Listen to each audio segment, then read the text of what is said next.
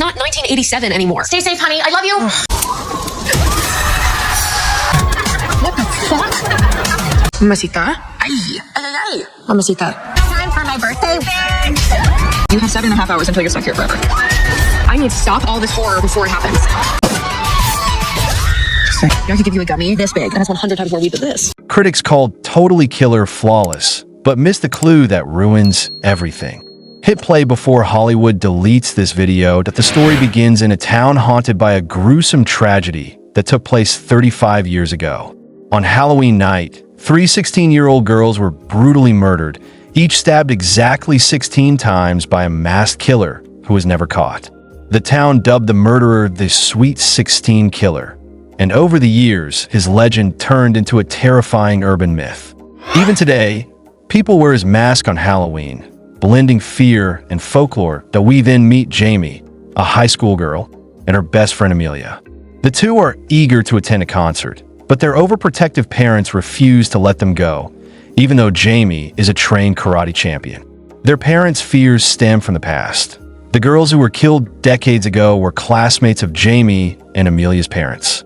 Jamie's father eventually gives in and agrees to take them to the concert, leaving Jamie's mother, Pam, home alone as the evening sets in. Children come to Pam's house for Halloween treats.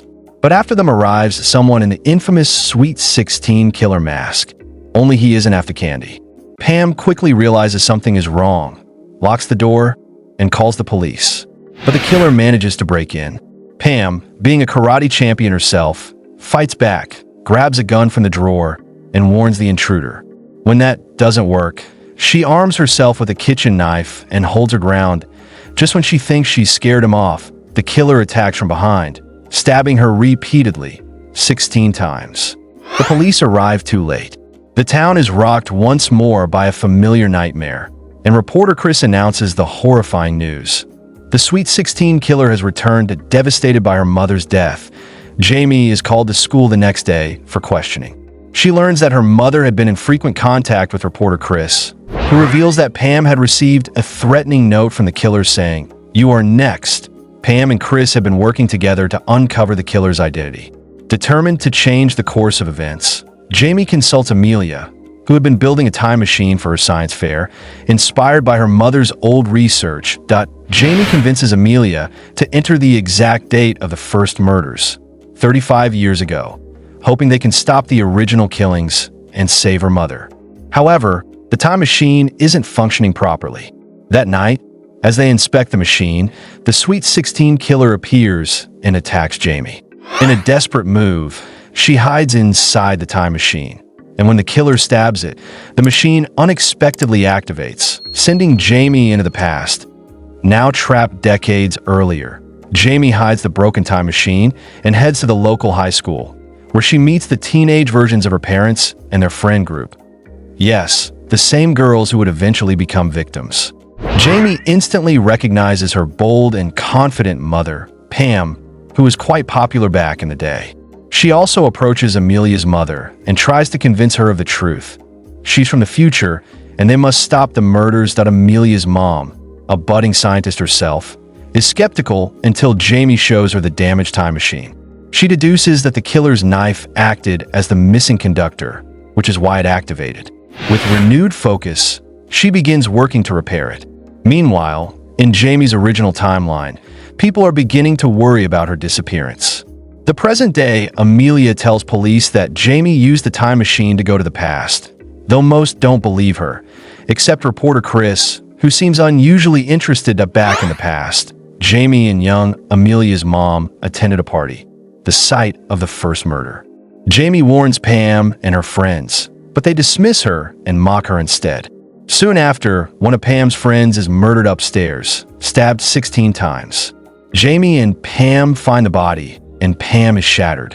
Jamie doesn't reveal the truth, but claims she just knows the future, hinting that she can help in the present. Chris examines old photos and realizes something strange. The first victim was supposed to have died in the garage, but the new timeline shows her dead in a bedroom.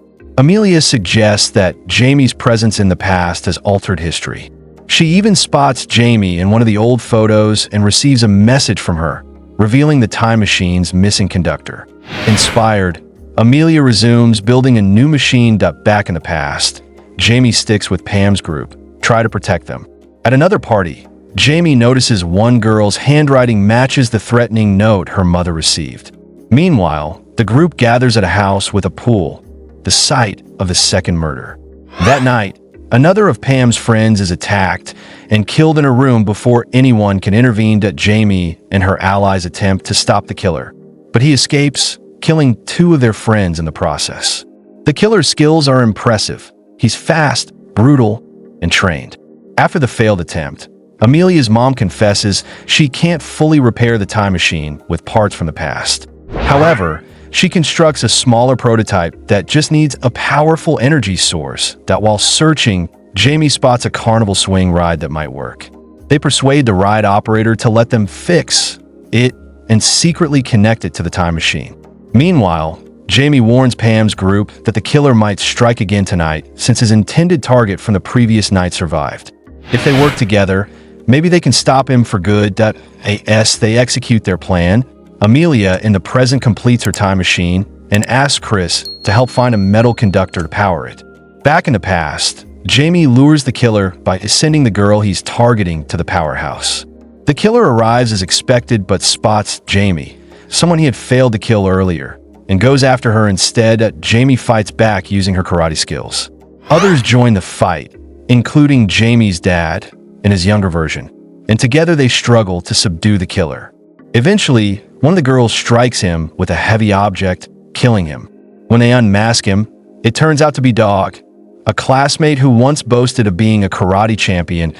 They find a pendant around his neck containing the portrait of a girl who had died years ago in a tragic accident. Pam reveals that they had bullied the girl, who eventually drove off in anger and died in a car crash. Dog, her friend, blamed Pam's group and sought revenge. As they process this, another masked killer suddenly appears and kills the final girl, someone Jamie had just saved. This isn't over. Jamie deduces that the real killer has traveled from the future using Amelia's time machine. Cut to the present.